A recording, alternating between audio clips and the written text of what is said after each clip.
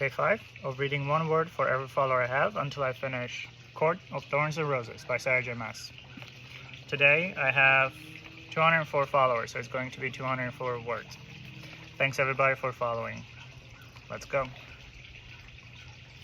I had risked much in going so far into the forest, but we finished our last loaf of bread yesterday, and the remainder of our dried meat the day before.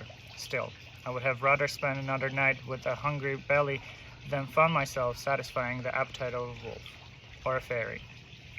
Not that there were much of me to feast on. I turned gangly by this time of the year. I could come a good number of my ribs.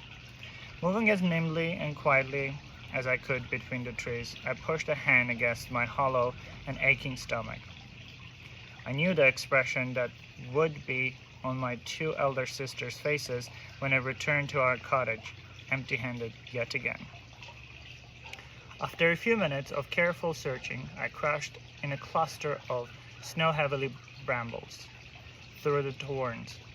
I had a half-decent view of a clearing and a small brook flowing through it. A few holes in the ice suggested it was still frequently used. Hopefully something would come by. Hopefully. I sighed through my nose. Digging the tip of my bow into the ground, I leaned my forehead against the crude curve of wood.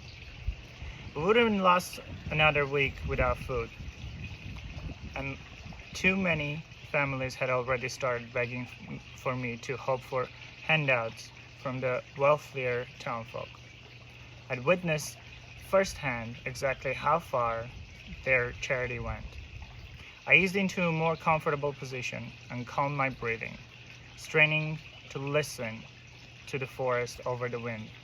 The snow fell and fell, dancing and curling like sparkling spindrifts, and white, fresh and clean against the brown and gray of the world. And despite myself, despite my numb limbs, I quieted that relentless, a vicious part of my mind to take in the snow-veiled woods. That's 200 words. Follow more for tomorrow.